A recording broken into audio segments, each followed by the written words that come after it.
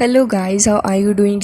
आज मैं जिस सीरीज़ को एक्सप्लेन करने जा रही हूँ ये बिल्कुल ही न्यू डोंगवा है जो कि आज ही रिलीज़ हुई है। और इस सीरीज़ के अंदर हमें action, cultivation, romance and demons monster reincarnation सब कुछ देखने के लिए मिलने वाला है, क्योंकि ये हमारा जो डोंगवा है वो परफेक्ट वर्ल्ड के जैसे हाई लेवल के कल्टीवेशन, एनिमेशन और इसके अलावा काफ़ी कुछ हमें इसके अंदर देखने के लिए मिलने वाला है। सो गाइस, ये डोंगवा आपको बहुत ही ज़्यादा पसंद आएगा एंड मैं उम्मीद करती हूँ कि आप इसे बिल्कुल भी मिस नहीं करना चाहोगे। तो चलिए वीडियो स्टार्ट करते हैं। सो गाइस, एपिसोड 1 की स्टार्ट होती है और हमें देखने के लिए मिलता है कि एक माउंटेन के ऊपर कोई तो बंदा खड़ा था जो कि देखने में बहुत ही ज़्यादा पावरफुल लग रहा होता है।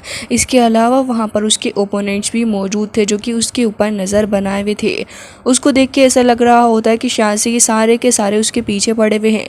लेकिन एक शानदार सीन हमें तब देखने के लिए मिलता है जब यहाँ पर वो बंदा एक ड्रैगन हेड को ही ड्रॉप कर डालता है जिसको उसने काटा था। और इसी बात से आप अंदाज़ा लगा सकते हैं कि इसकी आने वाली एनिमेशन और साथ ही इसकी स्टोरी लाइन कितनी ज़्यादा एक्साइटिंग होने वाली है।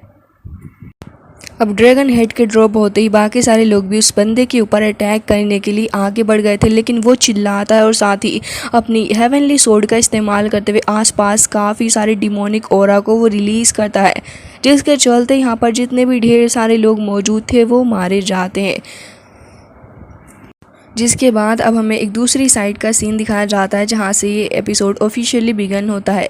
हमें देखने के लिए मिलता है एक लड़का जो कि यहाँ पर बैम्बू स्टिक के पास में से कुछ एसेंस स्टिक उठा लेता है। साथ ही वो उन्हें आसपास पटक रहा था और कह रहा होता है कि अच्छी चीज़ें हमारे पास में आएंगी और इंसेक्ट इससे दूर भागेंगे। जिसके बाद हमें देखने के लिए मिलता है कि वो यहाँ पर अपने मॉम एंड डैड के बरियल टेबल के पास में बैठा हुआ था और साथ ही उनके लिए पीस के लिए दुआ कर रहा होता है। अब हमें इस लड़के का नाम चैन पिंगर बताया जाता है जिसे हम चैन करके ही एड्रेस करने वाले हैं। लेकिन तभी ये लड़का जैसे ही बाहर आता है तभी हमें एक और काफ़ी ज़्यादा पावरफुल बंदा दिखाया जाता है। उसके ड्रेसिंग से ही लग रहा था कि वो काफ़ी रिच होगा। तभी वो यहाँ पर एक वॉल के ऊपर बैठा हुआ कह रहा होता है कि चैन मेरी बात सुनो, मैं और मेरी सिस्टर जू हुई यहाँ से नेक्स्ट मंथ निकलने वाले हैं। और हमें देखने के लिए मिलता है कि उसके हाथ में कुछ स्टोन्स भी थे। हालांकि चैन उससे ज़्यादा बातचीत नहीं करता और तुम ध्यान से जाना। लेकिन तभी उस लड़के को ये बात बिल्कुल पसंद नहीं आती, बल्कि वो कह रहा होता है कि तुम कितने ज़्यादा पागल हो, मेरे घर का एडवांटेज मत लेना मेरे पीछे में।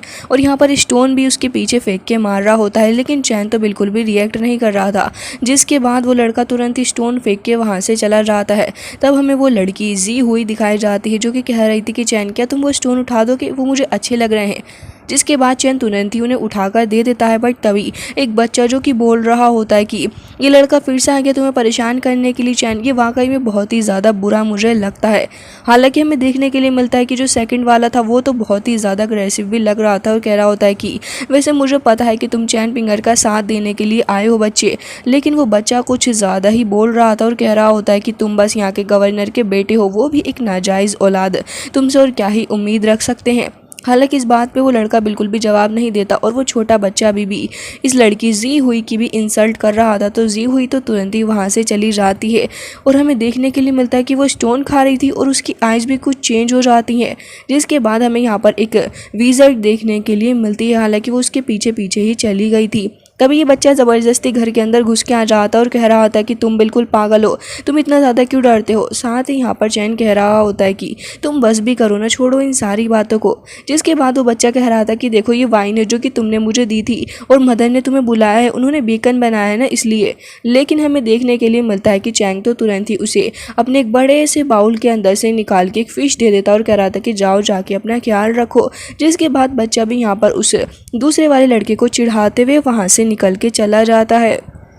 अब इसके बाद हमें दूसरी साइड का सीन दिखाया जाता है जहाँ पर अगले दिन कुछ काफ़ी ढेर सारे लोग इकट्ठा होकर कहीं जा रहे होते हैं। तभी एक ओल्ड मैन के पास में चैन आया हुआ था। जो ओल्ड मैन कह रहा होता कि यहीं रुको, तुम इतना ज़्यादा क्यों डरते हो। जिसके बाद वो एक रोप को हटा देता है जिसके थ्रू वो लड़की अंदर नहीं आ पा रही थी। लेकिन अब वो कह रहा होता है कि मुझे पता है कि यहाँ पर तुम अगर इस जगह पर एंटर करना चाहते हो तो फिर तुम्हें जिनलिन कॉपर कॉइन्स तो मुझे देने ही होंगे ओल्ड मैन आगे आता है और फिर उसके हाथ पे पोटली रख के चला गया था, जिसके बाद एक एक करके ढेर सारे लोग कहीं जा रहे थे। ये लोग कोई नॉर्मल लोग तो बिल्कुल भी नहीं नज़र आ रहे होते, बल्कि सारे के सारे काफ़ी पावरफुल फैमिली से बिलोंग करते हुए नज़र आ रहे होते हैं। तभी यहाँ पर ये मोटू कहता है कि देखा तुमने, वैसे पता ही लड़की तुम्हारी तारीफ़ कर रही थी, तुम्हें हैंडसम बोल के गई, और यहाँ पे चैन का मजाक बनाने लग गया था। साथ ही वो उसके हाथ पे ढेर सारे लेटर भी रख देता और कह रहा था कि जाओ जाके काम करो, सभी को पहुँचा देना। चैन उससे पैसों के लिए कह रहा था, लेकिन तभी वो कह रहा था कि जाओ पहले मेरा काम तो कर दो। हालांकि इसके अलावा अब हमें दूसरी साइड का सीन दिखाया जाता है, जहां पर हमें देखने के लिए मिलता है कि ओल्ड मैन कहानियाँ सुना रहा था लोगों को और कह रहा होता है कि 3000 साल पहले फेरी वर्ल्ड के अंदर एक बहुत ही ज़्यादा पावरफुल फेरी आई थी। साथ ही वो ये भी बता रहा होता है कि राइट पार्ट पे चलने के लिए उसने काफ़ी कुछ किया। उसने वर्ल्ड के अराउंड सारे के सारे जगह ट्रेवल किया अपनी सोर्ड के साथ में। तभी हम देखते हैं कि यहाँ पर लोग उसकी बातों को काफ़ी इंटरेस्ट लेके सुन रहे होते हैं। तभी वो बताता है कि एक पावरफुल ड्रैगन भी था जिसके साथ में उसकी फ़ाइट हो गई थी और वो यहाँ से निकल के जाना चाहता था, लेकिन सोर्ड इमॉर्टल ने उसकी बैंड बजा दी और साथ ही बहुत ही बुरे तरीके से उसे अच्छा सबक भी सिखाया। उसके बाद ओल्ड मैन कह रहा था कि मुझे अफसोस होता है कि मैं उस फाइट को नहीं देख पाया, मैं काफ़ी ज़्यादा रिग्रेट करता हूँ कि मैं इतनी ज़्यादा देर से बॉर्न हुआ। तभी ये लिटिल बॉय कहने लग गया था कि आगे बताओ आगे क्या हुआ उस ड्रैगन का।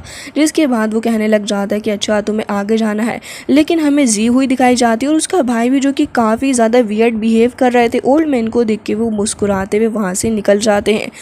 अब यहाँ पर हमें देखने के लिए मिलता है कि ओल्ड मैन बताता है कि ड्रैगन का क्या हुआ, वो ज़ाहिरन तौर पे मारा गया और उसका क्या ही हो सकता था।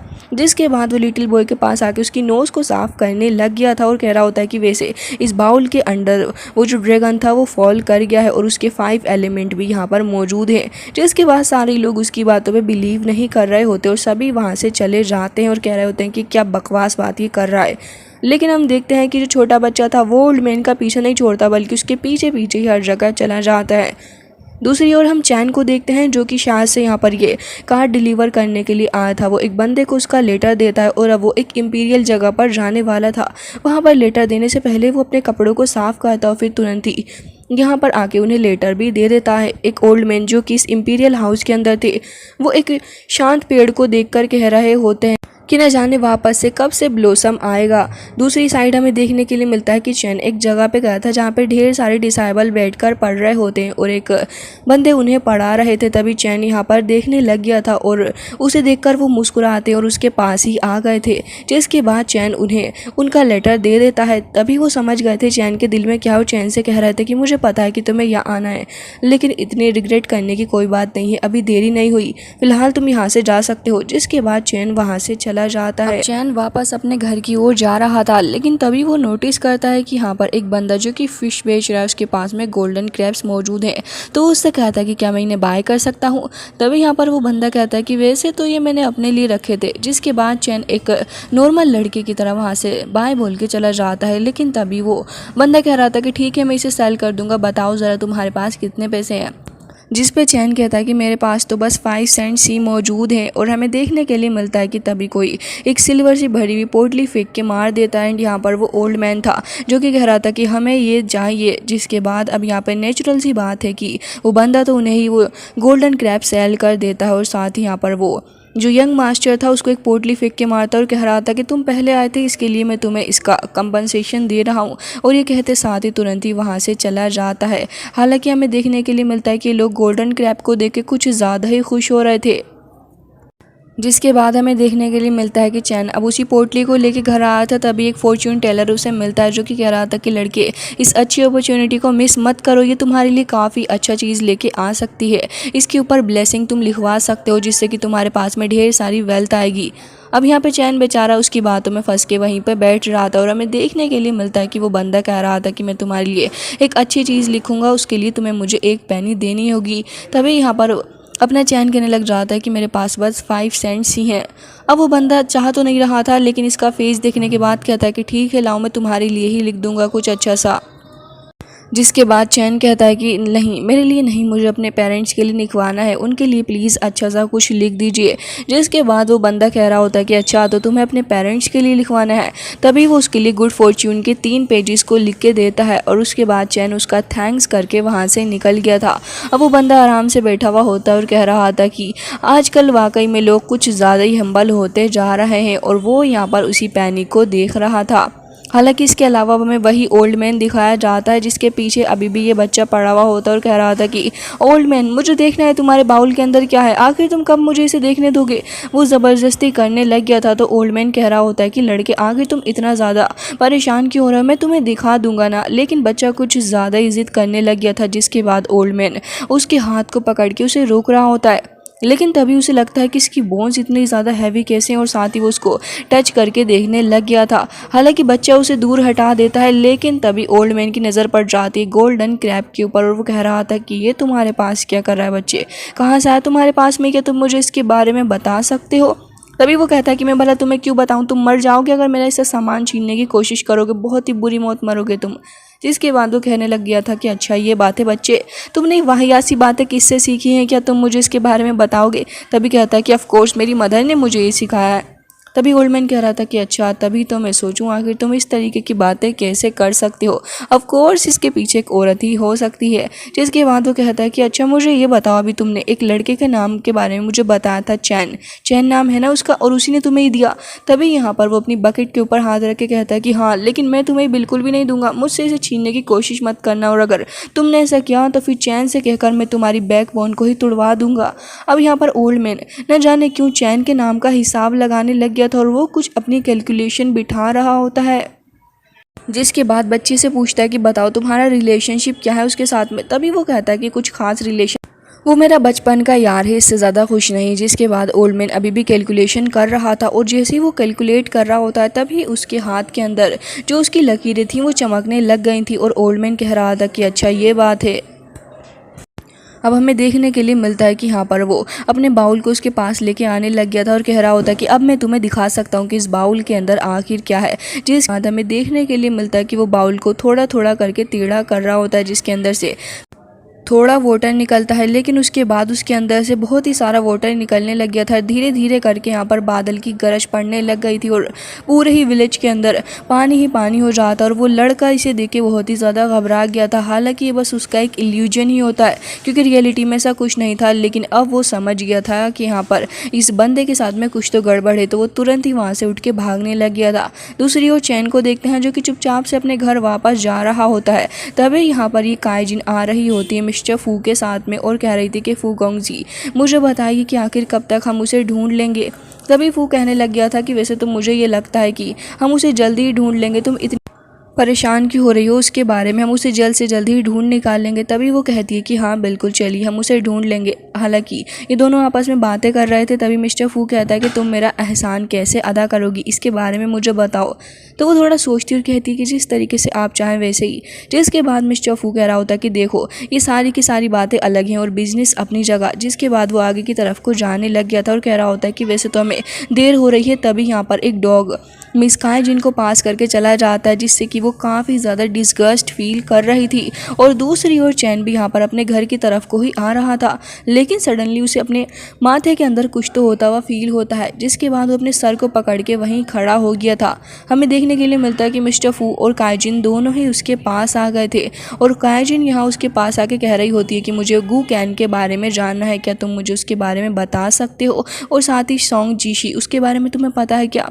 तभी वो कहता है कि सॉन्ग जीशी तो यहीं रहा करते हैं, वैसे तो वो कुछ वक्त बाद ही यहाँ से जाने वाले हैं, और रही बात उस दूसरे बंदे की तो मुझे उसके बारे में कुछ नहीं पता।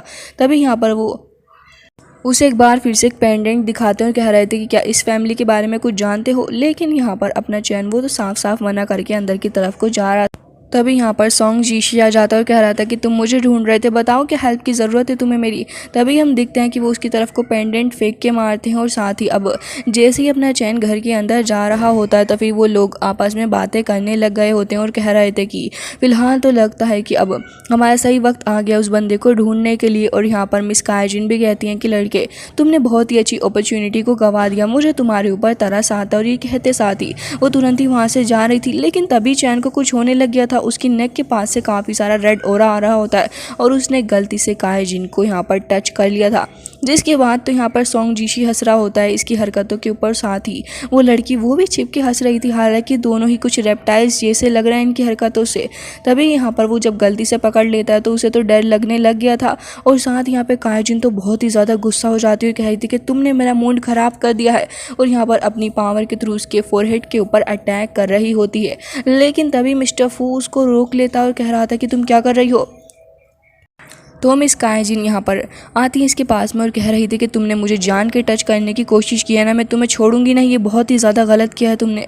तभी मिस्टर फू कहता है कि बस भी करो सिस्टर, ऐसा कुछ नहीं है, और तुम सेंथ के रूल को बिल्कुल भी नहीं भूल सकती हो। जिसके बाद वो कह रही थी कि हाँ सही कहा तुमने, मैंने अपना टेम्पर ही लॉस्ट कर दिया था।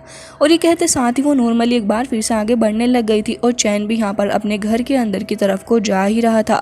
लेकिन तभी हमें वो ओल्ड मैन देखने के लिए मिलता है जो कि इतना ज़्यादा हरामी था कि कह रहा होता है कि एक बार और मुझे लगता है कि तुम्हारे साथ में मज़े लेने चाहिए, और वो और भी ज़्यादा उसे परेशान करने लग गया था। चैन के सर में दर्द होने लग रहा था, और इस बार तो वो उसके पीछे पीछे आके उसके कपड़ों को ही पकड़ लेता, और यहाँ पर आने के बाद वो उससे ये भी कह देता है कि तुम्हारी आंखें बहुत ही ज़्यादा प्यारी हैं, बहुत ही ज़्यादा सुंदर। अब ये सुनने के बाद तो नेचुरल सी बात है, काइजिन को बहुत ही ज़्यादा गुस्सा आ गया था कि आखिर किस तरीके से उसके कपड़ों को पकड़ के खींच रहा है, और साथ ही उसके बारे में कमेंट भी कर रहा है। वो अब गुस्से से बौखला उठी थी और कह रही होती है कि वो तुम्हारा लास्ट चांस था, अब मैं तुम्हें बिल्कुल भी नहीं छोड़ूंगी, और उसे मारने ही वाली थी।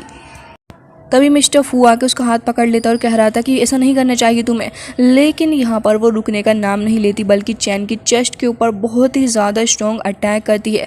जिसके बाद चैन पूरा का पूरा दरवाज़ा तोड़ के अपने घर के अंदर जाके धंस पड़ा था, और साथ ही हमें देखने के लिए मिलता है कि ये जी हुई भी चुपचाप खड़ी हुई देख रही थी। चैन के मुँह में से ब्लड आ रहा होता और साथ ही उसके सर पर से भी ब्लड निकल रहा था, और वो वहीं पर अनकॉन्शियस हो जाता है। हमें देखने के लिए मिलता है कि एक लीफ भी यहाँ पर उड़ रही थी, और धीरे धीरे करके वो फ्लाई करती हुई जा रही होती है।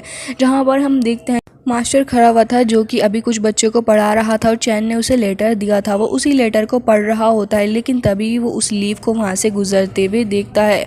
हालांकि इसके बाद हमें एक हेल फायर जैसी कुछ चीज़ दिखाई जाती है, जहाँ पर हर तरफ ही फायर लगी पड़ी थी। लेकिन वो जो ओल्ड मैन थे इनका नाम की जिंग चुन होता है, और ये यहाँ पर अपने डिसाइबल्स के साथ में मौजूद होते हैं, जहाँ पर ये दोनों ही आपस में बातें कर रहे थे, और इन्हें उस ओल्ड मैन के बारे में भी पता चल जाता है जिसके पास में बाउल था। वो कहने लगे होते हैं कि मुझे विश्वास नहीं होता कि एक बाउल के बलबूते पे वो इतना सब कुछ कर सकता है। तभी वो अपने डिसाइबल को एक बॉक्स और साथ ही एक लीफ दे रहे थे, और कह रहे थे कि ये लो मेरी तरफ से ये अपार्टिंग गिफ्ट है। साथ ही वो डिसाइबल उसे खुशी खुशी ले लेता है, और साथ ही अपने मास्टर को शुक्रिया भी अदा कर रहा था। तभी इन लोगों की नज़र पड़ जाती है एक एसेसिन के ऊपर जो कि वहाँ पे खड़ी हुई थी। इसका नाम जियान लेई होता है। फिलहाल तो ये लड़की खड़ी हुई थी और शायद से सिटी के सेंटर को देख रही होती है। तभी हम देखते हैं कि ये जो डिसाइबल था ये इसको कमेंट पास कर देता है, और उसे देख के कह रहा था कि ये तो बहुत ही ज़्यादा सुंदर नज़र आ रही है। मास्टर पीछे से कफ करते हैं, लेकिन अब क्या ही फायदा था क्योंकि इस लड़की ने सुन लिया होता है, जिसके चलते जियान ले को काफ़ी गुस्सा आ गया था। और मास्टर कह रहे होते हैं कि ये वक्त नहीं है इस तरीके की बातें करने का, मुझे समझ नहीं आता कि आखिर तुम यंग लोग कब इन सारी चीज़ों को समझोगे। लेकिन हमें देखने के लिए मिलता है कि इस लड़की की नज़र तो फिलहाल इस मास्टर पे ही होती है, और साथ ही हमें देखने के लिए मिलता है कि वो तुरंत ही अपनी स्वॉर्ड लेके अब आगे बढ़ जाती है उस डिसाइबल के ऊपर अटैक करने के लिए। हालांकि हम देखते हैं कि यहाँ पर फिलहाल ये जो मास्टर थे वो तुरंत ही अपने ऑरा का इस्तेमाल करते हैं और उस लड़की को दूर हटा देते हैं, लेकिन इससे वो और भी ज़्यादा अग्रेसिव हो गई थी और कह रही थी कि हमारे बीच की फ़ाइट में तुम्हें इन्वॉल्व होने की ज़रूरत नहीं है। लेकिन तभी मास्टर जिंगचुन कह रहे होते हैं कि देखो मुझे पता है कि मेरे डिसाइबल ने तुम्हें वाकई ऑफेंड कर दिया है, लेकिन एक छोटी सी गलती का मतलब डेथ नहीं होता, तुम उसे मार नहीं सकती हो।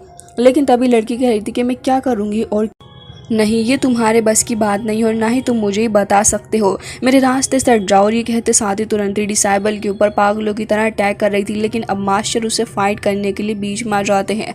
इस लड़की की जो स्वॉर्डमैनशिप की स्किल थी बहुत ही ज़्यादा एक्सीलेंट होती है। लड़की लगातार काफ़ी तेज़ी के साथ आगे बढ़ते हुए अटैक कर रही होती है, लेकिन ये मास्टर ये जिंगचुन बहुत ही ज़्यादा पहुंची हुई चीज़ नज़र आ रहे थे, क्योंकि लड़की के हर एक अटैक बहुत ही ज़्यादा आसानी के साथ वो रोक पा रहे थे। और साथ ही लड़की पागल हो जाती है इनके ऊपर अटैक करते हुए, लेकिन जैसे ही वो अपना एक अटैक लड़की के ऊपर करते हैं तभी लड़की दूर ट्री के पास जाके खुद को संभाल के एक बार फिर से आगे बढ़ रही थी अटैक करने के लिए। लेकिन मास्टर अपनी स्वॉर्ड की जैसे सख्त फिंगर का इस्तेमाल करते हुए उसके स्वॉर्ड को रोक लेते हैं और साथ ही उसकी तरफ को देख के मुस्कुरा दिए थे। लेकिन तभी हमें देखने के लिए मिलता है कि सेकंड स्वॉर्ड मास्टर की चेस्ट के बाहर से निकल के चली जाती है। बट ये एक इल्यूजन था, क्योंकि मास्टर की ढेर सारी स्पिरिचुअल बॉडीज़ यहाँ पर खड़ी हुई थी, जिसके चलते लड़की कह रही होती है कि अच्छा, मुझे नहीं पता था कि तुम इतनी आगे की चीज़ निकलोगे। वो लगातार सारी बॉडीज़ के ऊपर तेज़ी के साथ भागते हुए अटैक पे अटैक करे जा रही थी। लेकिन यहाँ पे एक टोर्नेडो टाइप ही क्रिएट हो गया था उसके अटैक से। बट मास्टर का तो कुछ भी नहीं होता,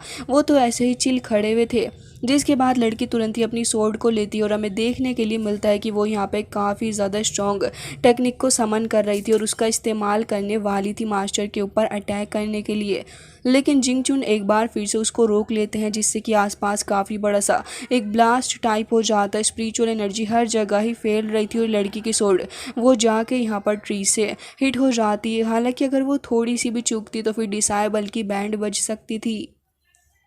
जिसके बाद हमें देखने के लिए मिलता है कि लड़की को और भी ज़्यादा गुस्सा आ गया होता है और कह रही थी कि तुम आखिर किस तरीके से घटिया हरकत कर सकते हो। लेकिन तभी मास्टर जिंगचुन उसे समझाने की कोशिश कर रहे थे और कह रहे होते हैं कि देखो, मार्शल आर्ट जो होती है वो काफ़ी ज़्यादा इंपॉर्टेंट चीज़ होती है सामुराई के लिए, लेकिन मुझे तो ऐसा लग रहा है कि तुम अपनी स्किल्स का बहुत ही बुरे तरीके से इस्तेमाल कर रही हो लड़की। साथ ही हमें देखने के लिए मिलता है कि जियांग लई के इतने ज़्यादा अटैक के बाद उसकी खुद की हालत इतनी ज़्यादा ख़राब हो चुकी थी कि उसके हाथ के अंदर से खून भी निकल रहा होता है। तभी मास्टर उसकी स्वॉर्ड फेंक के मारते हैं और हमें देखने के लिए मिलता है कि यहाँ पर लड़की की तरफ को फेंक देते हैं और कह रहे थे कि ये लो, स्वॉर्ड को अपने पास में रखो। साथ ही वो दूसरी स्वॉर्ड को भी ट्री में से निकाल लेते हैं और कह रहे थे कि वैसे मुझे लग रहा है कि तुम इन दोनों ही स्वॉर्ड की चीज़ों को कैरी कर सकती हो, तुम्हारे अंदर इतना दम तो ज़रूर है। और हमें देखने के लिए मिलता है कि वो स्वॉर्ड को लेकर आसपास एक एनर्जी शील्ड बैरियर क्रिएट कर लेते हैं, जिसे वो लड़की भी देख रही थी। और मास्टर यहाँ पे कुछ स्क्रिप्चर लेते हैं जो कि वो उस स्वॉर्ड के अंदर डाल देते हैं, जिससे कि ये स्वॉर्ड अब पहले से और भी ज़्यादा स्ट्रॉन्ग होने वाली थी। लड़की को तो ये लग रहा था कि शायद से ये जो स्वॉर्ड है वो उसे किल करने के लिए भेज रहे हैं, लेकिन अब वो लड़की को उसी स्वॉर्ड को दे देते हैं ताकि वो इसका इस्तेमाल कर सके। लेकिन वो तो यहाँ पर तुरंत इस चीज़ को निगलेक्ट करती है और साथ ही कह रही थी कि मैं तुम्हारी ये फालतू चीज़ बिल्कुल भी नहीं रखूँगी। तभी मास्टर जियांगचुन कहते हैं कि तुम्हें पता भी है कि मैं हूँ कौन। तभी वो कहती है कि ऑफकोर्स आपकी पर्सनैलिटी को देख के तो ये लग रहा है कि आप ज़रूर से ही एक सेंट होंगे। जिसके बाद हम देखते हैं कि यहाँ पर मास्टर कह रहे थे कि अच्छा, तो क्या तुमने गिव अप कर दिया है। तभी लड़की वहाँ से चली जाती है, लेकिन स्वॉर्ड यहाँ पर नहीं लेती। डिसाइबल जो कि घबराया हुआ था फाइनली जाके सामने आ जाता है और हमें देखने के लिए मिलता है कि लड़की वहाँ से गुस्से में जा रही होती है।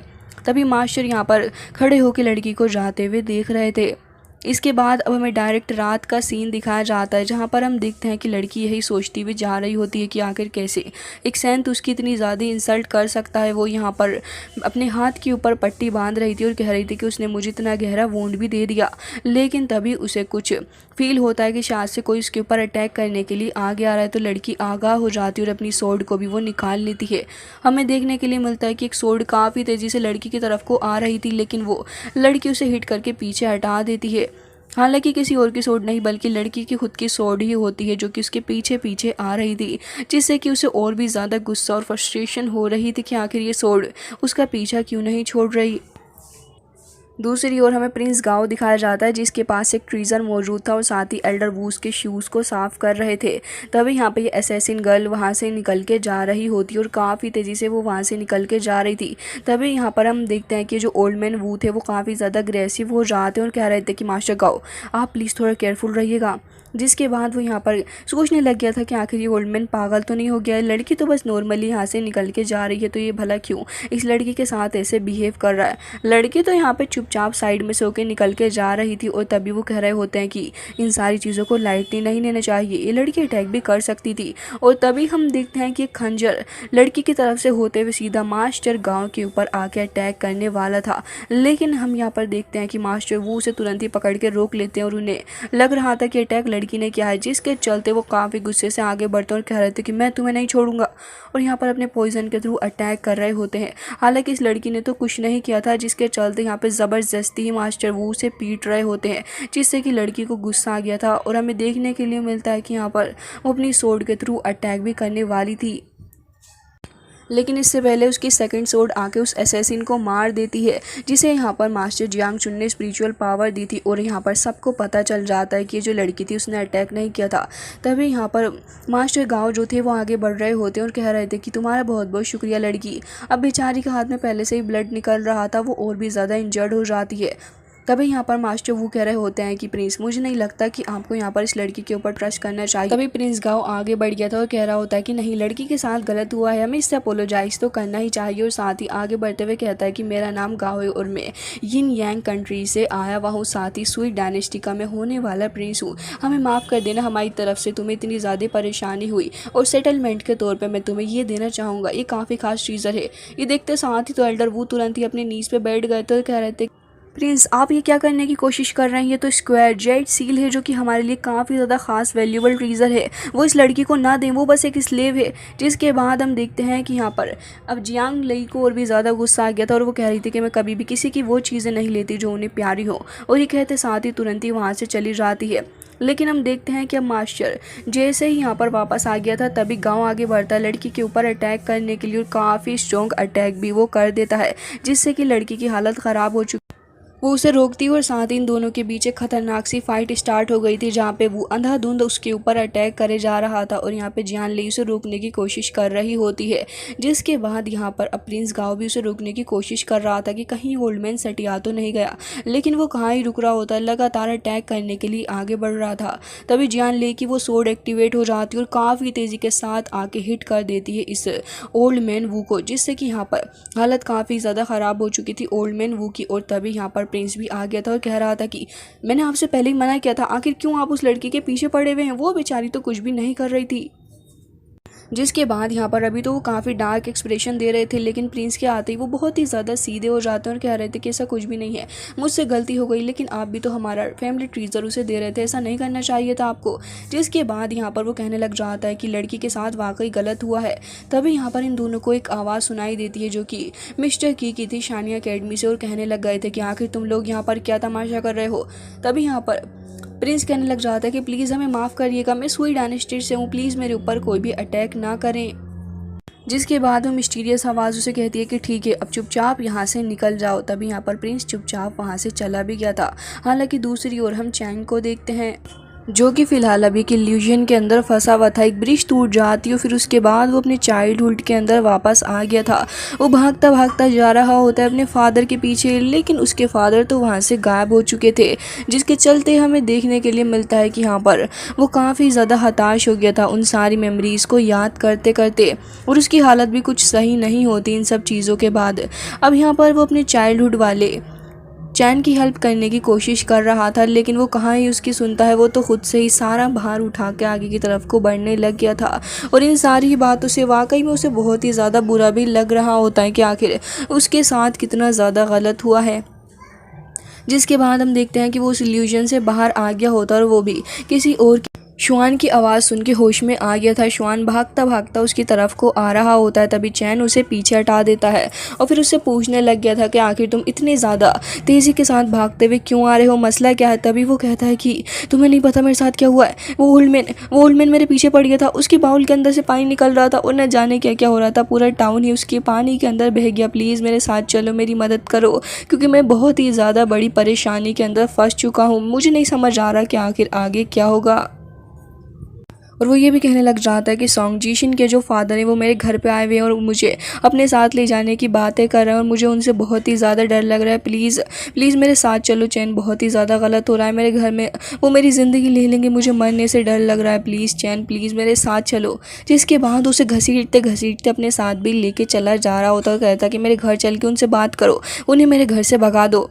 जिसके बाद दूसरी ओर हमें दिखाया जाता है कि यहाँ पर इसके घर पे वो ओल्ड मैन बैठा हुआ था, जहाँ पे फ़िलहाल शुआन की मदर जो थी उन्हें कुछ वाइन सर्व कर रही होती हैं, और साथ ही हमें वो लेडी भी देखने के लिए मिल जाती है जो कि कह रही थी कि मैं यहाँ पर आई हूँ यून गैंग स्टोन के बारे में जानना है और उसके बाद मैं यहाँ से चली जाऊंगी। लेकिन तभी ओल्ड मैन अपना प्याला पटक के मारते हैं जिसके अंदर से ढेर सारा वाटर आसपास फैल गया था और अगेन एक बार फिर से ये लड़की भी उनके उस इल्यूजन के अंदर फंस चुकी होती है जहाँ पे ढेर सारा रेड एंड ब्लैक ओरा मिलकर आ रहा होता है। और यहाँ पर फिलहाल काइजिन को नहीं समझ आ रहा था कि आखिर ये हो क्या रहा है। वो उस इल्यूजन से बाहर निकलने की कोशिश करती है लेकिन ओल्ड मैन का जो इल्यूजन था बहुत ही ज़्यादा स्ट्रॉन्ग होता है। लगातार कोई तो ब्लैक चीज़ आकर उसके ऊपर अटैक कर रही थी लेकिन अपने स्पेल का इस्तेमाल करते हुए वो यहाँ पर उससे बाहर निकलने की कोशिश कर रही थी। लेकिन तब ये काफ़ी ज़्यादा ह्यूज स्नेक आके उसे पकड़ लेता और फिर आसपास और भी ढेर सारे स्नेक आ जाते हैं जो कि उसे पकड़ रहे थे। लेकिन हमें देखने के लिए मिलता है कि जैसे ही काइजिन होश में आती है तो उसे देखने के लिए मिलता है कि सब कुछ तो ठीक है और ओल्ड मैन बैठे हुए ड्रिंक कर रहे हैं जिसके चलते वो घबरा जाती है और कह रही थी कि सीनियर मुझे लगता है कि अब मुझे यहाँ से जाना होगा और तुरंत ही डर के मारे वहाँ से भाग के निकल के चली जाती है।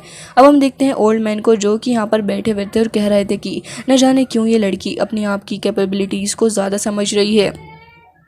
अब जैसे ही यहाँ से काइजिन बाहर चली गई थी तब हम देखते हैं कि चैन आ गया होता है शुआन के साथ में और वो तुरंत ही आर के डोर को बजाता है। तभी शुआन की मदर ओपन करती है और कह रही थी कि अरे चैन तुम यहाँ पर क्या कर रहे हो, चलो अंदर आ जाओ।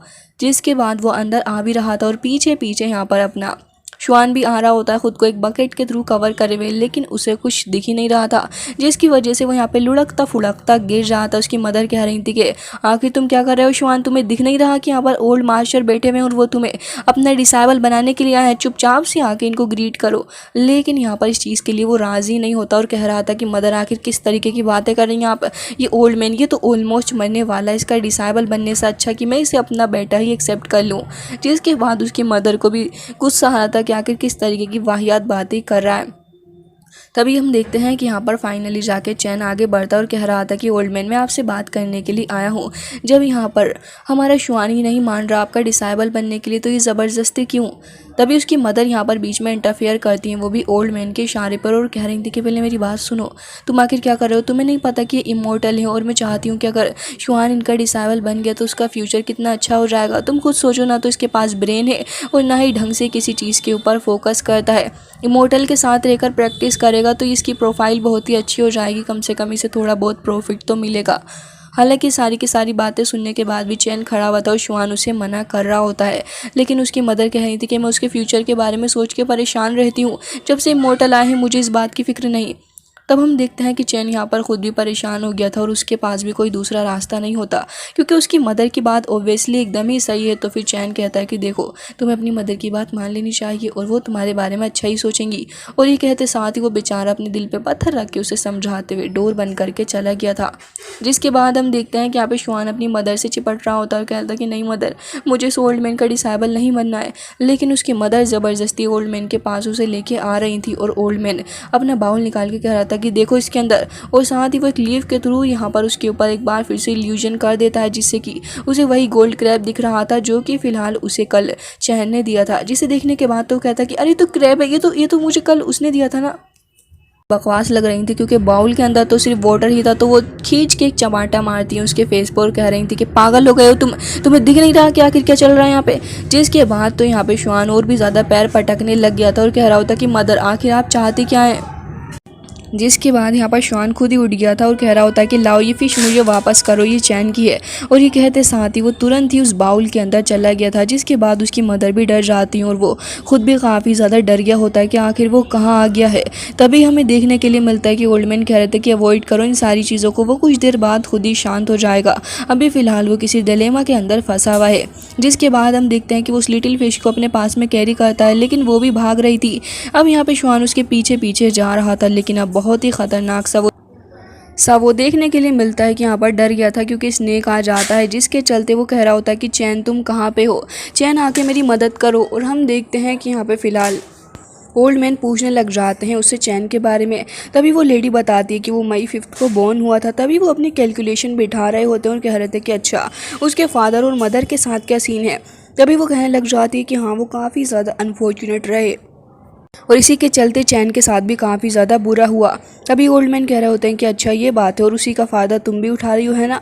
तभी वो लेडी कहती है कि नहीं, बिल्कुल भी नहीं, मैं कहाँ इसका फ़ायदा उठा रही हूँ, ऐसा तो कुछ भी नहीं है। लेकिन तभी ओल्ड मैन गुस्से से उसे देखते हैं। लगता है कि फ़िलहाल चैन और उसका फ्रेंड दोनों ही अपने रूम के अंदर खड़े हुए थे, जहाँ पर वो बगल वाली खिड़की से झाँकने की कोशिश कर रहा होता है, लेकिन वो उसका बेड ही तोड़ देता है। जिसके बाद कह रहा था कि मेरे भाई, मुझसे गलती हो गई, लेकिन परेशान मत हो। खैर, मैंने रुआंशी के पास में तुम्हारे लिए एक जॉब ढूंढी है जो कि ब्लैक स्मिथ का काम है। मैं उम्मीद करता हूँ कि वो काम तुम्हारे लिए बिल्कुल सही रहेगा और कब तक तुम ऐसे ही फ्री रहोगे। जिसके बाद हमें दिखाया जाता है कि चैन को न जाने कैसे पेन होने लग गया था और उसकी चेस्ट के अंदर काफ़ी ज़्यादा दर्द उसे होता है। जिसके बाद वो वहीं पर बैठ गया था। जिसके बाद यहाँ पर उसका फ्रेंड कहता है कि बस एक बेड ही तो टूटा है, तो तुम इतना ज़्यादा ड्रामा क्यों कर रहे हो। जिसके बाद वो कहता है कि जाओ, मैं इसे खुद बाद में फिक्स कर लूँगा। तो उसका फ्रेंड कह रहा था कि अगर ऐसी बात है तो फिर ठीक है, मैं जा रहा हूँ, लेकिन हाँ, टाइम से तुम जॉब पे आ जाना, ठीक है ना। और ये कहते साथ ही वो तुरंत ही वहाँ से निकल के जा रहा था। लेकिन तभी यहाँ पर उसे कुछ अजीब सा फील होता है और साथ ही वो नोटिस करता है कि यहाँ पर इसकी हालत तो ख़राब है, लेकिन फिर भी उसका फ्रेंड उस पर ध्यान नहीं देता और तुरंत ही वहाँ से चला जाता है। चैन को ऐसा फील हो रहा था जैसे कि उसकी बॉडी के अंदर से उसकी सोल बाहर निकल रही हो, लेकिन वो फिर भी इसके ऊपर रिएक्ट नहीं करता है। अब बाहर उसके फ्रेंड को जी हुई दिखती है जो कि सफाई कर रही थी, लेकिन जी हुई को समझ में आ जाता है कि ये बंदा उसे काफ़ी बुरी नज़र से देख रहा है। इसके बाद तो वो स्टोन उठाकर कभी उसके मुंह पे तो कहीं कभी और किसी किसी जगह पे मार रही होती है, जिससे कि उसकी हालत ख़राब हो चुकी थी और वो तुरंत ही वहाँ से उसे बुरा भला कहता हुआ चला जाता है। अब वो सिटी में जा रहा था और कह रहा होता है कि मेरे ड्रीम के अंदर तो जी हुई हमेशा एक जेंटल वूमेन लगती है, लेकिन आज तो उसने हद ही पार कर दी मेरे ऊपर अटैक करके। तभी हम देखते हैं कि रास्ते में उसे फॉर्च्यून टेलर मैन दिखता है, जो कि कह रहा था कि वैसे मैं तुम्हें देख सकता हूँ लड़के, तुम्हें देख के ऐसा क्यों लग रहा है कि तुम्हारी हालत काफ़ी ज़्यादा ख़राब है और किसी ने तुम्हारे ऊपर बहुत ही ज़्यादा बुरे तरीके से अटैक किया है और अभी आगे भी तुम्हारे सामने डिज़ास्टर आने वाला है। ये सुनने के बाद तो वो कह रहा था कि बस भी करो, मुझे बहुत अच्छे से पता है कि अब आगे तुम कहोगे कि मैं सब कुछ ठीक कर सकता हूँ, लेकिन बदले में मुझे कुछ पैसे दे दो, समझे, मैं बहुत अच्छे से जानता हूँ तुम्हारी ट्रिक्स। जिसके बाद फॉर्च्यून टेलर कह रहा था कि ठीक है, फिर चले जाओ, वैसे तो मैं यहाँ पर बस सोच रहा था एक गरीब की हेल्प करने की, खैर अब तुम यहाँ से जा सकते हो। जिसके बाद वो भी गुस्सा होता हुआ वहाँ से दूसरी तरफ को जाता है और हमें देखने के लिए मिलता है कि इस स्टिक को लेके वो उसे पीटने के लिए आ रहा था। तभी फॉर्च्यून टेलर वहाँ से भाग जाता है। हालांकि इसके अलावा हम देखते हैं कि यहाँ पर जैसे ही वो उस फायर को देखता है तो कह रहा था कि ऐसा नहीं लग रहा कि बंदा झूठ बोल रहा है, लेकिन मैं इसे छोड़ूंगा भी नहीं, और मशाल फेंक के मार देता है। हालांकि फॉर्च्यून टेलर बेचारा भागता भागता जा रहा होता है अपने उसी छोटे से सामान को लेके, लेकिन फिर भी उसके पीछे वो गालियाँ दे रहा होता है और कह रहा था कि मैं तुम्हें छोड़ूंगा नहीं, आज तो तुम्हें जाने दे रहा हूँ, लेकिन आगे से ध्यान रखना। जिसके बाद उसे याद आ जाता है कि उसे हर्ट भी हो रहा है, तो वो चुपचाप वहाँ से चला जाता है। और रही बात उस फॉर्च्यून टेलर की, तो वो दूसरी साइड आके बैठ गया था, जहाँ पर वो सोच रहा होता है इन सारी चीज़ों के बारे में और कह रहा था कि न जाने चीज़ें किस तरीके से जा रही हैं। लेकिन तभी एक स्टिक उसके सामने निकल के गिर जाती है, जो कि फॉर्च्यून स्टिक थी, जिसे वो पढ़ लेता और उसके अंदर उसे काफ़ी कुछ बुरा नज़र आता और कह रहा था कि आखिर क्या है। जिसके बाद वो तुरंत यहाँ से बुद्धा से ब्लेसिंग मांग रहा होता और कह रहा था कि बुद्धा प्लीज़ मेरी हेल्प करें। लेकिन तभी यहाँ पर उसकी बहुत ही बुरे तरीके से उसे डर लग जाता है, क्योंकि वो नोटिस करता है कि उसके पीछे एक लेडी है, जो कि यहाँ पर उसे देख के तुरंत याद आ जाता है कि ये लेडी तो कोई और नहीं बल्कि वो असैसिन ही है। जिसे देख के वो काफ़ी ज़्यादा घबरा गया था और कह रहा होता है कि आखिर ये लड़की यहाँ क्या कर रही है। उसे समझ में आ गया था कि कल रात इसके साथ में बहुत ही ज़्यादा बुरा हुआ है, जहाँ पर इसकी फाइटिंग बहुत ही खतरनाक लोगों के साथ हो गई, जिसके चलते उसकी हालत हो गई है। हालांकि वो यहाँ पर बुद्धा से ब्लेसिंग मांगते मांगते ये भी कह रहा होता है कि लड़की प्लीज़ मुझे यहाँ से जाने दो, लेकिन वो भला कहाँ ही उसे यहाँ से जाने देती है, वो तो उसके पैर को ही पकड़ लेती है। फॉर्च्यून टेलर तुरंत ही अपने पैर को उससे दूर करता और कह रहा था कि प्लीज़ मुझे यहाँ से जाने दो और मैं यहाँ से जा रहा हूँ। ये कहते साथ ही वो तुरंत ही आगे बढ़ता अपने सामान को लेके वहाँ से निकलने के लिए। लेकिन हमें देखने के लिए मिलता है कि वो वही सोर्ड वहाँ पर आ जाती है, जो कि यहाँ पर फ़िलहाल एल्डर ने छोड़ी थी, और इसी के चलते अब ये बंदा काफ़ी ज़्यादा डर गया था और कह रहा होता है कि अच्छा ये तो तुम चाहते हो कि मैं इसकी हेल्प करूँ, अब मैं क्या ही कर सकता हूँ, तुम मेरे पीछे कैसे पड़ गए हो, आखिर तुम क्यों चाहते हो कि मैं इस बंदी को सेव करूँ, इसकी हालत तो ऑलरेडी ख़राब हो गई है, जाओ जाके अपना काम करो, जहाँ पर तुम्हें मास्टर ने लोकेट किया था वहीं चले जाओ। लेकिन यहाँ पर सोड वहाँ से हटने का नाम नहीं ले रही थी, बल्कि इस बंदे को डरा रही होती है, जिसके बाद बेचारे के पास में कोई दूसरा ऑप्शन नहीं बचता और कह रहा था कि इसे कहाँ भेजूँ कहाँ भेजूँ, और अपनी पावर का इस्तेमाल करते हुए सोचने लग गया था कि इसे कहाँ भेजना है। तो सबसे पहले उसे सॉन्ग फैमिली के बारे में याद आता और कह रहा था कि फूफू स्ट्रीट, मुझे इसे वहीं भेजना होगा। और हम देखते हैं कि पावर का इस्तेमाल करते हुए उसे वहाँ टेलीपोर्ट करने की कोशिश कर रहा था, लेकिन सॉन्ग फैमिली का एक एल्डर बहुत ही ज़ोर से चिल्लाता और कह रहा था कि तुम्हारी हिम्मत भी कैसे हुई हमारे साथ में करने की, अगर इतनी हिम्मत है तो सामने आके फाइट करो। तभी फॉर्च्यून टेलर डर जाता और कह रहा था कि ल्यू फैमिली के पास भेजता हूँ, लेकिन ल्यू फैमिली की लेडी भी उसके ऊपर गुस्सा करने लग जाती है और ऐसे ही करते करते वो 2-3 फैमिली के लोगों के पास में उसे छोड़ने की कोशिश करता है, लेकिन सभी को काफ़ी गुस्सा आ गया था। लास्ट में वो एक ब्लैक स्मिथ के पास उसे छोड़ने की कोशिश कर रहा था, लेकिन वो तो अपना हैमर छोड़ के कह रहा था कि मैं रुआन हूँ, अगर तुम्हारे अंदर हिम्मत है तो मेरे सामने आके फाइट करो, आखिर किस तरीके की घटिया चीज़ें तुम कर रहे हो। अब फॉर्च्यून टेलर बेचारा बहुत ही ज़्यादा डर जाता और कह रहा था कि लड़की मैं तुम्हारा क्या करूं, आखिर तुम यहाँ पर मेरे पास में आई हो क्यों, और तुम्हें अपने फॉर्च्यून के अगेंस्ट जाने की कोशिश ही नहीं करनी चाहिए थी, उसी की वजह से तुम्हारे साथ ये सब कुछ हुआ है। लेकिन अब यहाँ पर सोड भी यहाँ पर उसकी जान लेने के लिए अमाद आती है, तो इसके चलते वो डिसाइड करता है कि वो इसे चैन के पास लेके जाएगा, क्योंकि चैन बहुत ही ज़्यादा सीधा साधा लड़का और वो इसे क्या ही कुछ कहेगा। तो यहाँ पर दरवाजे को नॉक करता है, तो चैन तुरंत ही आ गया था। तभी वो कह रहा था कि मैं फॉर्च्यून टेलर, क्या मैं अंदर आ सकता हूँ। तो चैन कह रहा था कि हाँ अंदर आ ही जाइए। तभी वो यहाँ पे लड़की को लेकर तुरंत ही अंदर की तरफ को आ रहा था, लेकिन उससे पहले सोड आके चैन को पीछे हटा देती है और वो आसपास चेक कर रही थी कि कहीं कोई ख़तरा तो नहीं है। और उसके बाद वो यहाँ पे फॉर्च्यून टेलर को इशारा करती है, तो फॉर्च्यून टेलर तुरंत ही अंदर की तरफ को चला गया था और कह रहा होता है कि लड़की को उठा के बेड पर लेटा दो, मुझे इसका ट्रीटमेंट करना है।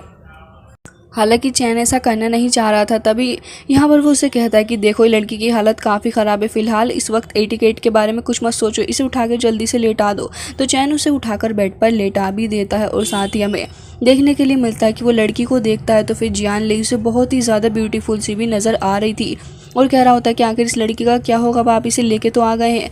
तभी यहाँ पर वो फॉर्च्यून टेलर कहता है कि अब क्या होगा, इसके कपड़े वपड़े चेंज करने होंगे हमें ताकि इसे हील कर पाए।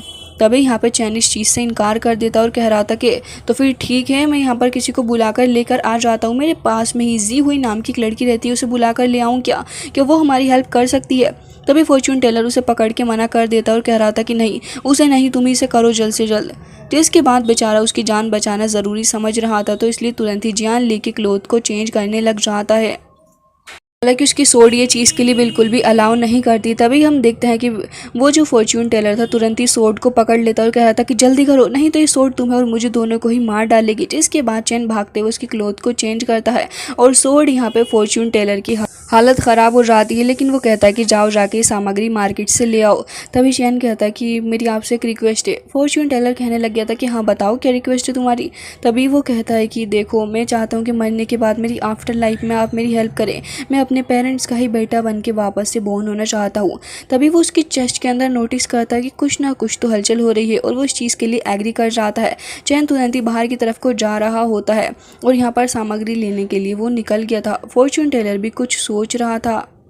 अब जैसे ही वो वहाँ से चला गया था, उसके कुछ देर बाद यहाँ पर इस असैसिन गर्ल को होश आ जाता है और वो बैठी हुई यहाँ पे इस बंदे को थैंक्स कर रही थी और कह रही थी कि क्या मैं आपका नाम जान सकती हूँ। तभी वो कहता है कि मेरा नाम लू मिंग चैन है और मुझे काफ़ी खुशी हुई तुम्हारी जान बचा के। तभी लड़की कहती है कि वैसे मैं ठीक तो हूँ ना। तभी वो कहता है कि हाँ तुम ठीक हो, बस हमें माफ़ कर देना क्योंकि अभी एक लड़का आया था जिसके थ्रू हमें थोड़े बहुत इनएप्रोप्रिएट एक्शन करने पड़े। उम्मीद करता हूँ कि आप उस चीज़ को समझ जाएंगी। तभी यहाँ पर जियान जो थी वो ज़्यादा कुछ नहीं कहती क्योंकि उसे पता था कि इन दोनों ने ही बस जान बचाने के लिए सब कुछ किया। हालांकि यहाँ पर वो ये भी कहने लग जाता है कि वैसे मास्टर रुआन को ढूंढना काफ़ी बड़ा मुश्किल भरा काम है, लेकिन उम्मीद करता हूँ कि सब कुछ ठीक होगा। हालांकि तभी चैन आ गया था और वो अपने सामने जैसे ही जियान ली को देखता है, वो उसे देख के बस उसकी ब्यूटी के अंदर ही खो गया था। धीरे धीरे करके उसके सामने आ जाता और वो लड़की उसे अपना नाम बताते हुए कहती है कि मेरा नाम निंगियाओ है। तभी चैन भी उसे अपना नाम बताने लग जाता और कह रहा था कि मेरा नाम चैन है, मुझे आपसे मिलकर खुशी हो रही है। और तभी साथ में वो सोड को भी देखता है। जिसके बाद प्रीस्ट कहने लग गया था कि वैसे तो मैंने इसके अंदर रिकेप लिख दिया है और अब तुम इस डिश को बना के मिस को दे देना, मैं यहाँ से जा रहा हूँ। तभी चैन कहता है कि अरे आप कहाँ जा रहे हैं, मुझे नहीं लगता कि आपको जाना चाहिए। तभी वो कहता है कि बेटा मुझे यहाँ से जाना होगा जियान गो की तरफ क्योंकि वहाँ पर एक सेरेमनी है, तो फिलहाल मैं चला। तभी वो कहता है कि अरे रुकिए तो सही, मेरी बात तो सुनिए, मुझे पढ़ना नहीं आता। जिसके बाद वो हंसने लग जाता और कह रहा था कि तुम्हें नहीं आता लेकिन इस लेडी को तो आता है ना, इससे पूछ लेना। और अगर तुम्हारा पढ़ने का मन हो तो फिर सिटी से कुछ बुक्स खरीद लो, साथ ही तुम कैलीग्राफी भी स्टार्ट कर सकते हो और स्टार्ट करना इस पेज को देख के कैलीग्राफी करने के लिए। जिसके बाद वो कह रहा था कि अच्छा सुनो, बाहर आ जाओ, मुझे तुमसे बात करनी है। और हम देखते हैं कि वो बाहर की तरफ को चला भी गया था। तभी हम देखते हैं कि यहाँ पर वो जो जिसके बाद वो कहता है कि चैन, मैं तुम्हें एक बात बताना चाहता हूँ उस लेडी के बारे में जिसने तुम्हारे ऊपर अटैक किया था पहले। तभी चैन कहता है कि हाँ उस लेडी के बारे में। तभी वो कहता है कि हाँ उसने तुम्हारे ब्रिज के ऊपर अटैक कर दिया है, और अगर तुम्हें बुरा न लगे तो सच तो यही है कि वैसे उस लड़की ने जब तुम्हारे ऊपर अटैक किया तब तुम्हारी लाइफ बहुत ही कम रह गई, अब तुम्हारे अंदर लॉन्गविटी बची ही नहीं है, जिससे कि अब बस तुम हाफ ईयर ही जी पाओगे। जिसके साथ ही हमें देखने के लिए मिलता है कि वो यहाँ पर अपनी पावर को रिलीज करता है और वाकई में वो इतना ज़्यादा पावरफुल था कि उसकी स्पिरिचुअल ब्रिज के अंदर आ जाता है। जिसके बाद चैन भी इस चीज़ को देख के हैरान था कि आखिर वो कहाँ गया है, और वो थोड़ा आसपास देखने लग गया था। तभी उसे उसके स्पिरिचुअल ब्रिज के पास में वही लेडी दिखाई जाती है और उसने तुरंत ही उसके स्पिरिचुअल ब्रिज को पूरे तरीके से डिस्ट्रॉय कर दिया था। हालांकि उसे याद आ जाता है कि काइजिन ने उसके ऊपर अटैक किया था और उसके बाद ही उसकी तबीयत ख़राब होना स्टार्ट हुई थी, जिसके चलते अब यहाँ पे ये बंदा उसे बता रहा होता है कि तुम्हारी लॉन्गविटी ब्रिज अब ज़्यादा वक्त के लिए नहीं बची है, हाफ एन ईयर ही तुम्हारे पास है और लाइफ एंड डेथ कभी भी हो सकती है, तुम्हें इसके बारे में पता है ना। तो मैं उम्मीद करता हूँ कि वैसे तो ये ब्रिज टूट गई है लेकिन तुम सर्वाइव करने की पूरी कोशिश करोगे। हालांकि चैन के एक्शंस देख के बिल्कुल भी ऐसा नहीं नज़र आ रहा था कि वो सरवाइव करना चाहता है। और तभी यहाँ पर उसने प्रीस्ट से ये भी कहा था कि आप मेरी हेल्प करें और ऐसा ब्लेसिंग दें मुझे जिससे कि नेक्स्ट लाइफ में भी मैं अपने पेरेंट्स का ही बेटा बन के बॉर्न हूँ। तभी यहाँ पर वो काफ़ी उदास लग रहा था। लेकिन तभी यहाँ पर हम देखते हैं कि जैसे जैसे उस काइजिन के अटैक्स आके चैन को हिट करने वाले थे और वो उसे पूरे तरीके से अपने अंदर डुबा रहे होते और उसे डिप्रेस कर रहे थे, तभी यहाँ पर चैन उससे बाहर निकलने की कोशिश कर रहा होता है। जिसके बाद फॉर्च्यून टेलर कहता, मुझे पता है तुम्हारे साथ गलत हुआ है लेकिन इसका मतलब ये तो नहीं है ना कि तुम सारी की सारी चीज़ों के लिए खुद को ब्लेम करो। तुम दिन में ढंग से मील भी नहीं खा पाते, इसके अलावा तुम्हारे पास करने के लिए है ही क्या? कभी सोचा है कि अपने पेरेंट्स को मुंह कैसे दिखाओगे और वो तुम्हारे बारे में क्या सोचते होंगे? लड़के, वक्त आ गया है कि कुछ करो तुम और अपने ऊपर ध्यान दो। जिसके बाद यहाँ पर वो उसे काफ़ी ज़्यादा मोटिवेटेड कर रहा था और यहाँ पर कह रहा होता है कि देखो, मैं उम्मीद करता हूँ कि तुम्हें मेरी बात समझ आ गई होगी। चैन अब एक बार फिर से इल्यूजन से बाहर आ गया था, जहाँ पर उसे पता चल जाता है कि उसके पास जीने के लिए अब ज़्यादा वक्त नहीं है। लेकिन फॉर्च्यून टेलर ने उसे होप भी दी है। साथ ही ब्लैक स्मिथ, रुआन के पास चले जाओ और उसे कहो कि वो तुम्हें अपना डिसेबल के रूप में एक्सेप्ट कर ले, वो कर लेगा। और साथ ही वो ये भी कह रहा होता है कि तुम अपना ध्यान रखना और अब से अपनी चीज़ों को और भी अच्छे से मैनेज करने की कोशिश करो। मैं तुम्हारे ऊपर भरोसा रखता हूँ और उस लड़की से डरने की ज़रूरत नहीं, जो मैंने तुम्हें बताया उसे फॉलो करो। फिलहाल मैं यहाँ से जा रहा हूँ। जिसके बाद हम देखते हैं कि वो यहाँ से तुरंत ही बाय बोल के चला गया था। और साथ ही जैसे ही वो बाय बोल के जा रहा होता है और कह रहा था कि अपने फादर और मदर के लिए कभी भी खुद को ब्लेम मत करना, वो बस लिखा हुआ था जो कि हो गया। और अभी चैन को समझ में आ जाता है कि ये जो बंदा है वो वाकई में कोई फेक फॉर्च्यून टेलर नहीं है बल्कि रियल का फॉर्च्यून टेलर है। और उसकी सारी बातें उसे समझ में आ गई थी और अब वो उसकी बताई हुई सब चीज़ों को फॉलो करने वाला था। अब वो घर में वापस आ जाता है और यहाँ पे मिस याओ के लिए उसी रिकैप को बना देता है और कह रहा था कि मैं यहाँ से जा रहा हूँ 2 डेज़ के लिए मिस्टर रुआन के पास में, और अगर मैं ना आऊँ तो प्लीज़ आप इस घर का ख्याल रखिएगा। साथ ही वो अपने पास में मौजूद उन कॉपर कॉइन्स को भी देता है और कह रहा था कि मेरे फ्रेंड अगर यहाँ है तो उसे दे देना, वो मेरे लिए घर का ख्याल रख लेगा। इसके बाद मिस याओ भी कह रही थी, तो क्या तुम कल्टीवेशन के एरिया के अंदर प्रैक्टिस करने जा रहे हो? तभी वो कहता है कि ऑफ कोर्स, और वो अपने फादर एंड मदर के पास में कुछ एसेंस स्टिक को भी बर्न करता है और कह रहा था कि अब मुझे इस चीज़ को करना ही होगा। हालांकि तभी याओ कह रही थी, तो क्या जिस लड़की ने तुम्हारे उस ब्रिज को पूरे तरीके से डिस्ट्रॉय किया है तुम उससे बदला लेने के लिए जाने वाले हो? लेकिन वो इस बात पे कुछ जवाब नहीं देता और यहाँ पे जा रहा होता है उस फॉर्च्यून टेलर की बातों को फॉलो करने के लिए। जिसके बाद मिस याओ कह रही थी, तो क्या तुम्हें लगता है कि इस कल्टीवेशन वर्ल्ड के अंदर जहाँ इतने ज़्यादा पावरफुल लोग हैं तुम सर्वाइव कर पाओगे? तभी वो कहता है कि अपना एटीट्यूड सही रखने से सब कुछ हो सकता है। मिस याओ कहती है कि ठीक है, फिर मुझे तुम्हारी मदद करने दो। हम देखते हैं कि लास्ट में वो अपने शू को टाइट करके अपने फादर और मदर को याद करते हुए तुरंत ही अपना घर छोड़ के चला जाता है। और इसी के साथ आज का ये एपिसोड हो जाता है एंड आई होप कि आपको ये पसंद आया होगा।